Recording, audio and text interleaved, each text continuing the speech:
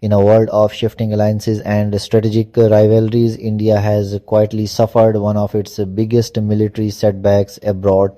After nearly 2 decades, India has withdrawn from its only overseas military base, the Aini Airbase in Tajikistan.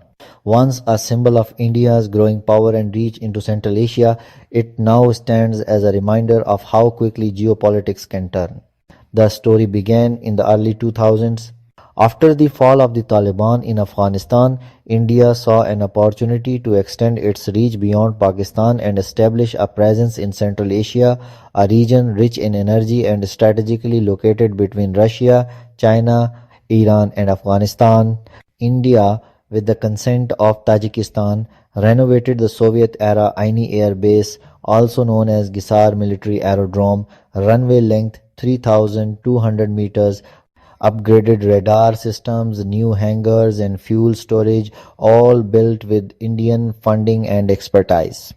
It was the only overseas airbase where the Indian Air Force could operate just 20 minutes flight from Afghanistan's northern border. Aini wasn't just another airstrip, it was a strategic outpost.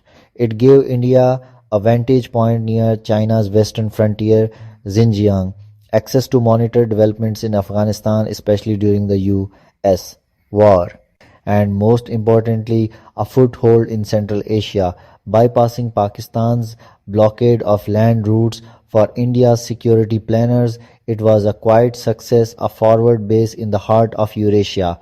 But by 2021, the regional chessboard changed. The US withdrawal from Afghanistan and the return of the Taliban shifted the balance. China deepened its presence in Tajikistan, building security outposts near the Wakhan corridor, just 30 kilometers from the Chinese border. Pakistan, too, strengthened ties with Dushanbe through joint military and intelligence coordination. Under growing pressure from Beijing and Islamabad, Tajikistan decided not to renew India's operational agreement for the base. Quietly, Indian personnel were asked to leave. By 2025, India's flag was lowered at Aini Airbase. Losing Aini isn't just about one airbase, it's about losing a corridor of influence in a region India had worked for years to enter. Without a base in Tajikistan, India now has no direct military access to Central Asia, limited reach to monitor Taliban activities in Afghanistan, and a reduced ability to counterbalance China's western expansion under the Belt and Road Initiative. For China and Pakistan, this is a quiet victory. It reduces India's visibility near their sensitive borders and tightens the circle around India's northern frontier. Central Asia today has become a geopolitical battleground, once again not for war but for influence. Russia has its military bases. China controls trade and infrastructure through Belt and Road projects.